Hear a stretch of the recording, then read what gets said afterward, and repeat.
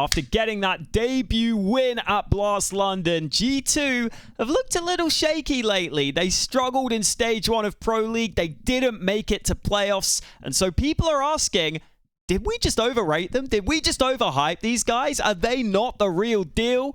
Well, I'm going to tell you, because I don't know if it's that simple. I don't think that's the case. And firstly, let's look at these results themselves. Are they as bad as they seem? Because obviously, this win at London was incredible. The win over Vitality, great final. And I'm going to be honest, with how much I'm covering G2, I think I've got to admit it. I'm a bit of a G2 fan. I think I am. I don't know why I went Dr. Seuss there, like green eggs and ham or whatever, but hey, that's me, okay? I'm a bit of a G2 fan, I'll admit it. The loss against the Mongols, I think that's absolutely fine here at the Fisher Playground. And then, Stage 1, yeah, you lose a couple of games. I think Beta always an upset team. Gentle mates, the Spanish team sometimes just seem to come into these sorts of events and just do really well and get results. So I wasn't that bothered about this. They made it through the stage.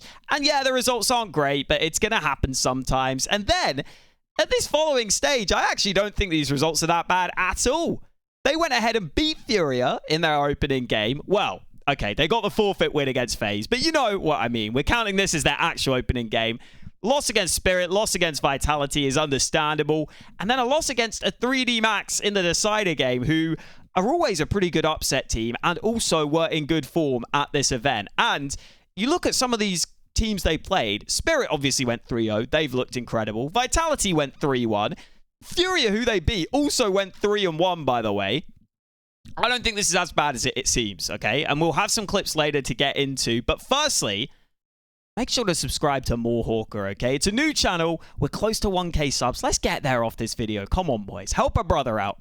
Let's get back into it, though, because I do want to look at the numbers, okay? And we're going to start just on these Pro League numbers because G2's win rate is down there, okay? I'll admit that. It is down there. 47%.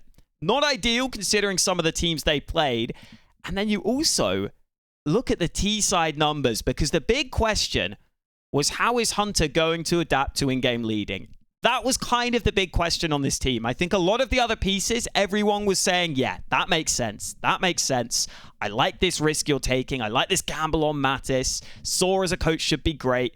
And so I'm going to judge Hunter decently by his T side, right? Because I think on CT, especially with a team like this, it seems like they have quite a few vocal players. It's more about chemistry. I'm not as worried about that. I'm worried about Hunter and his ability to coordinate the team on T side, right? I think that's going to be the big thing. And you look at the numbers and, oh, okay, 37%, right below Astralis, just above Gamer Legion. Yeah, that's like one of the worst teams here. That is not ideal, okay? That is not ideal.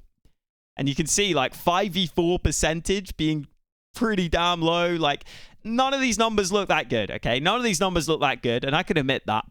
But I think watching the games, I still am not as concerned as maybe some other people are, okay? And let's look at the numbers, okay? Let's look at the numbers in this Pro League run. Heavy God is still doing an incredible job considering his roles. And just having this guy there as your best performer in oftentimes not the most glamorous roles is going to be a big cheat code going forwards. This guy gets big impact. Anyone who thought Pius was holding this team back, you need to calm yourselves down. He is slowly trending in the right direction. He's always going to be solid, and he's always got that ability in big moments.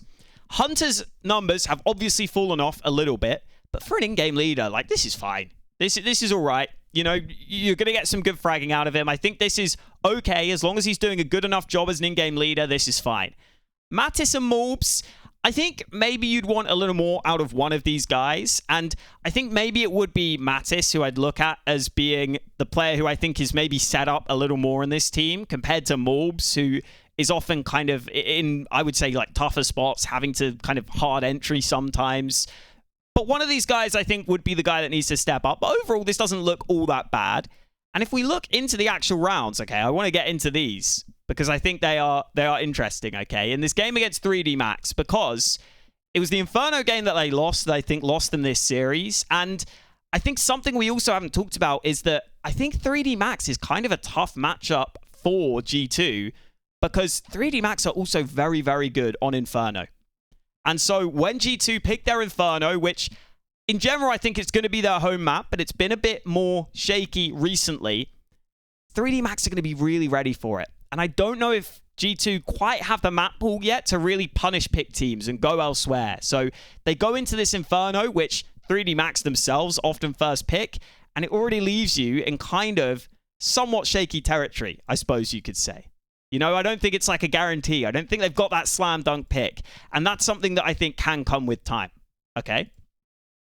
We'll get into these clips in a second. Okay, let's get into the first one here now. And we're going to see early on, round 2. And I do think early on this CT side, you maybe have like a couple of rounds that you can question, okay?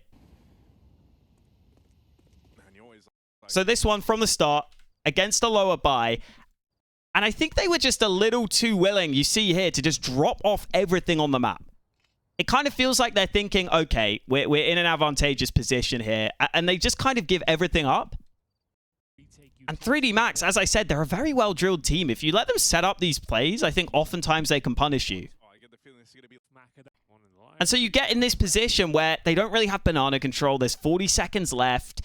You know, some Pius is playing back on A long. It just feels like you're giving up so much of the map. You don't know what's coming at you, and you're just having to react, which I don't think is good in this position. And in the arch. Flashes up, and it's up and a swing coming through. And then we get the whiff from some Pius, and then suddenly A long is just like completely open, and they hadn't really fought for top mid as much as they maybe could have. And then, boom, they're forced into this aggression on Banana. It goes 1-for-1. Morbs is just in an impossible position. And he goes down. And that's a key round early, losing against the low buy, where just feels like you're sitting back a bit too much and giving them a bit too much respect, right? Then we have this one, okay? Heavy God, man. Oh, it's a frustrating one. Oh, he might miss it. Is he overcooked? No, boost is perfect. He's got both. He makes the aggressive play, and I actually think G2 switched it up well in this half and started taking initiative really well as the half went on. And he gets one, and he gets traded, and it's these small moments that can make the difference, because I think Mattis was thinking, I want to go aggressive off the back of all this distraction because Heavy God had snuck into second mid. And it makes sense because you see the Banana player Lucky has actually left this window open right now. And if Heavy God were to survive in second mid, the T's would probably all start coming back, having to try and flush him out of here. But instead, now Mattis is kind of half thinking, do I still go for it? I think he's kind of second guessing whether or not he should do it. And he hesitates for a bit. And while he hesitates, Lucky gets back. And then he just goes down, and then they lose the round from here. So, okay. You know, some bad things early, but there are actually a lot of good things as well. Like, as I said, early on here, 3-2 down, they did switch things up nicely. Look at this setup. You've got Hunter using some Pius, peeking down mid to peek into second mid. It's been a bit of a nightmare for Valve so far, but Hunter... But they switched it up well after that initial round where they kind of fell behind. They took a bit of initiative there. And then in the next round... Is this the next round? Hopefully this is the right round. No, I don't think it is. Let me go back. I won round 7, I think. It makes sense that Malbs hasn't necessarily had the best of times thus far in some of... Nope, I did want round 8. I was wrong the whole time. What a fool. What a fool. But in this next round, again, Hunter now leans towards B, where they'd been having a couple of issues.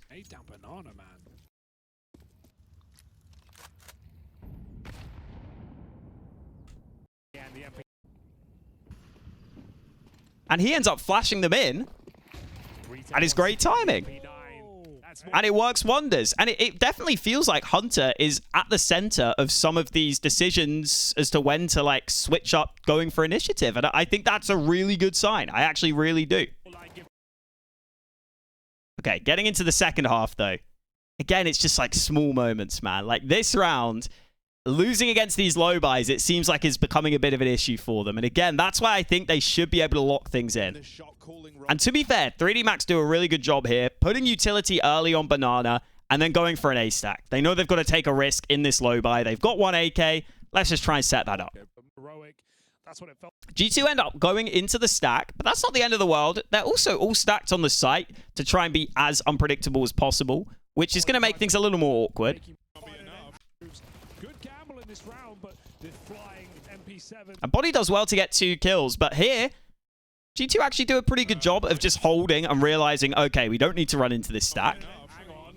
Body, low health. That molly won't spread to him. He's got 2 kills. And then Body runs into the molly and dies. And these 2 players, Morbs and Sunpius, are making a pretty good adaptation of just moving up A long, because that's going to make it a lot easier to try and actually figure out some of these positions and maybe whether or not you want to go back to B. But the bomb is in apartment, so you probably want to wrap round, but okay. Oh, it will. He spread into the molly. 1G, 1G. No, he ran into that Molotov halfway through its burn. Not the best move by the looks of things. Oh. Well, you can try. And that long flank works nicely, and they're able to get this kill and onto the site. And you're like, okay, cool. They chuck the bomb across, and then it's just this like awkward timing / communication window where Hunter and Sunpius here want to clear short together. But Morbs is currently holding short and apps. They've just smoked apps, but Morbs is still holding short from this position, which is understandable. He feels uncomfortable because no one's holding it right now. But as they swing this, Morbs isn't quite ready to get over here. Hunter only has a Mach 10. And that sort of split-second thing can just completely collapse the round. Even though G2 were about to turn this round, Sunpius is now on the site. This is very awkward. Doing a runabout in this site. And Gravity takes the risk and punishes him. And again, another low-buy round where it's like, it's the smallest of details, and that's why you can believe this stuff can be improved upon, because it is like such a small window there that you're like, okay, I can absolutely see how that can improve over time, especially when you have someone like Saw as your coach, who you're sitting there and saying, okay, this guy is great. We trust that he's going to be able to get it together.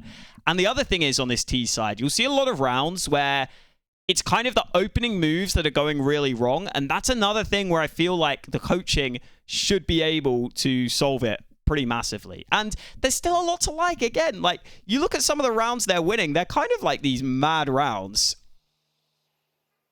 Is this the right round?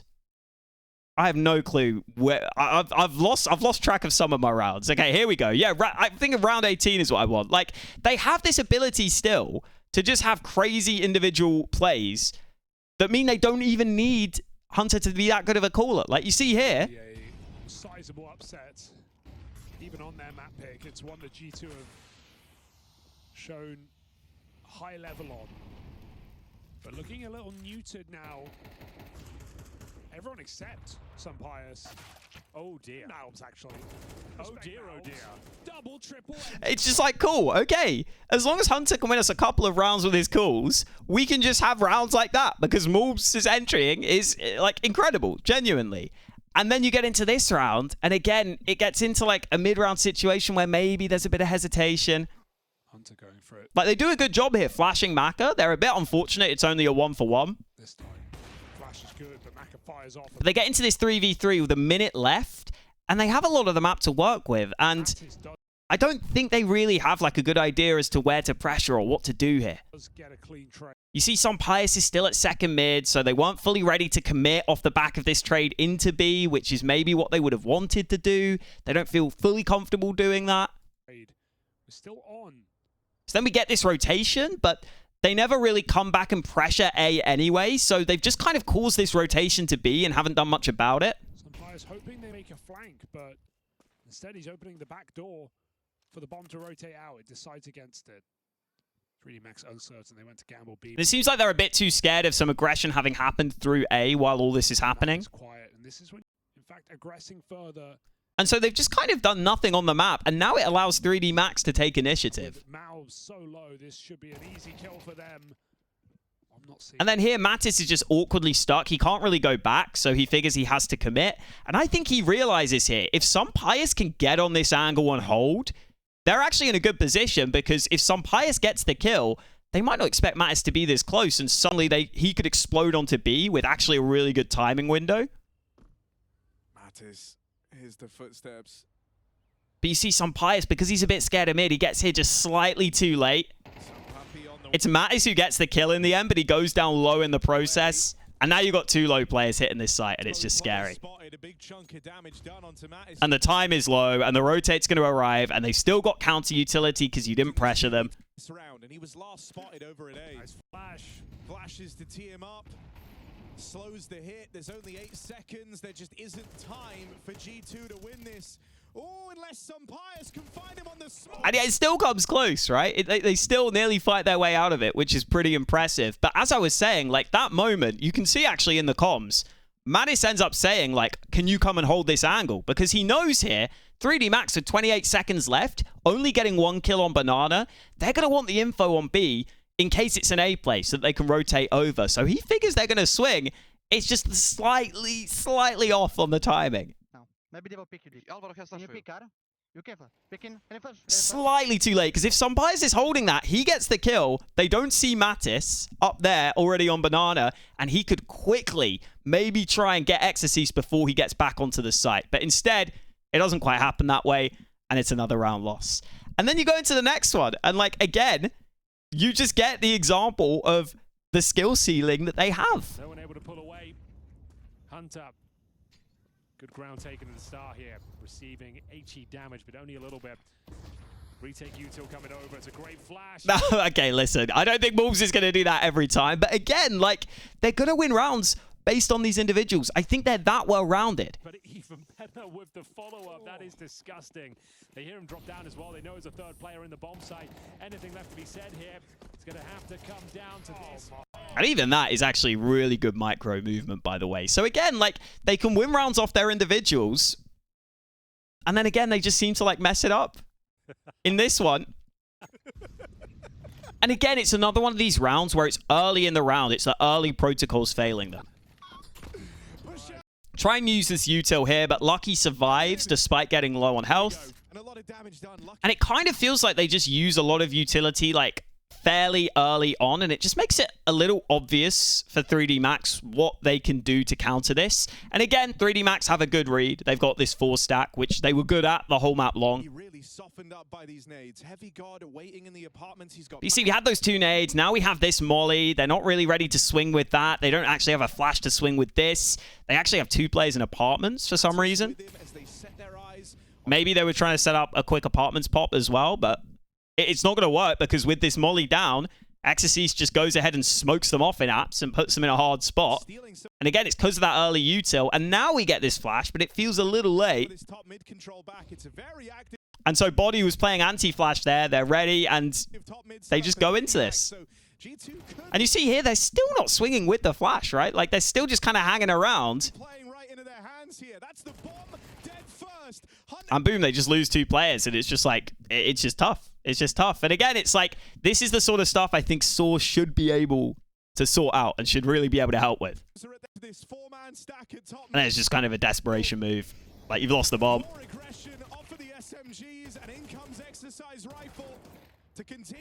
And yeah, it's another round where I'm like, if the round is going wrong from the start, I don't even think that's down to the cooling. I think that's down to the protocols of the team more than anything, right? Like the nade timings and the standard ways you take map control, right? Again, here now we go into this one, round 22. And this is the other thing. I still think when the rounds go into mid-rounds, and this is actually something I'll get into, if you're playing against G2 right now, I think your best way to beat them is actually just to sit back and see if their site takes are going to be any good, or see if they're going to make mistakes, or see if their timings are any good. Because I actually still think Hunter's mid-round calling is quite good. I think for the most part, especially when he's alive, he's really good at figuring out exactly where to go and what to do, right? And maybe he can improve on that after he dies. Maybe that's something he still needs to slightly improve on. But I think in general, when the game gets a little more chaotic and a little more open and a little more, I don't want to say sloppy, but like when there's more going on all across the map, I think that's when they are able to be at their best. Whereas when the game is a little tighter and more standard and condensed, like that previous round, you see that they don't actually have the timings or the util or the team play to deal with that. But when the round gets a little more open like this one, Hunter can do the right thing. Like, they only have 2 AKs here. Unfortunately, time's getting low. 3D Max takes some initiative, takes some aggression. On these Gravity gets that pick down mid. gun just became available. Yeah, Hunter. But Hunter quickly reacts. He hears this player second mid. This is with the bomb, by the way. This is a ballsy move. But he figures he's kind of got to make a ballsy move. If they've just got this A info, like going into B right now would suck. You're running into a stack, almost certainly. Do you want to hand that one over?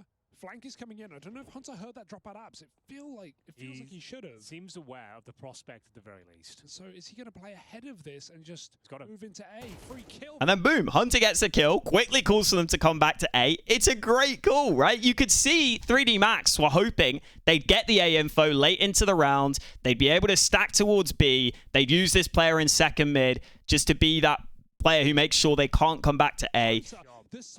But Hunter, especially in this round with a weak buy, figures that out, gets the kill himself. Boom, gets them onto A in a 4v4. They end up closing out the round. So again, like you can see the moments where the calling is there. And then towards the end, like this is the other example. It's just like silly mistakes that I think they will fix. Like here, in the most important round at 11-11, they're walking back into Banana. They don't have much util, so they decide not to use it. And Maul just ends up like not fully clearing this angle. He decides to clear the wood instead. And I just think you've got to focus sandbags here. If there's a player at the wood, you kind of just have to accept you're probably going to die and let your teammate trade you. I think that's kind of what you have to do. But he looks away. And no one is moving in, by the way. No one's moving into trade either, which is a bit awkward. I think they're already thinking about the exec. And now they're having to go a little later, and that extra little bit of time means the 3D Max players can peek and help themselves. But he's here, body with 2. Gravity follows up, and G2 just have to keep going. They've got them here. They've got them ready to fight. They just haven't won. And again, it just feels like it's just those protocols, right, that are costing them. And they go on to lose with a low buy in the last. So overall, I think the conclusion for me, looking at a lot of these games and clips for me, is that I just feel like the issues G2 are having are in the early protocols in the round, which is something that I think Saw can really, really help with as the coach, right? And he's going to give Hunter the best chance to succeed as an in-game leader. That's what I like most about this. We're going to see if Hunter can be a good in-game leader or not because Saw is that good of a coach, right? So I think he can definitely fix those. I think it's 2 kind of silly mistakes, especially against some of these low buys. And you're also still seeing a lot of the upside, right? You're seeing the individual ability and the fact that a lot of these players can make plays and can call for plays themselves at moments in the round, which is going to take some of the pressure off Hunter's in-game leading, right? I think you're still seeing like the mid-rounding from Hunter, especially when he's alive, still being good. I really think you are. So I'm not too worried about G2. I still think they'll settle as like a top 8 team. Almost certainly. I think they'll be competing for semi-finals and finals. I really do. I wouldn't be too worried. I had to clickbait the thumbnail though, okay? I don't think they're overrated. I don't think they're overhyped. I'm backing this G2 team. And I think it just goes to show you it's a lot of small details that often make the difference in Counter-Strike. And so when those small details are going right earlier on, it makes all the difference in your favor. But you can only go with that for so long if it's a little honeymoon period, right? And now the real work will begin. But I think this is an expected trajectory to an extent. Like, they weren't just going to be able to carry that momentum through and be the best team forever.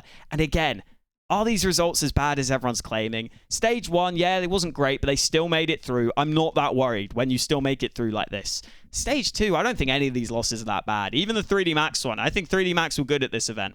I think that they've been on the rise lately. I think they've been really solid, right? They beat Na'Vi here. They beat FaZe. Like, I'm not worried. I'm not worried. I don't think you should be either. Let's not overreact. Thank you guys for watching. Hope you enjoyed, and I'll catch you next time.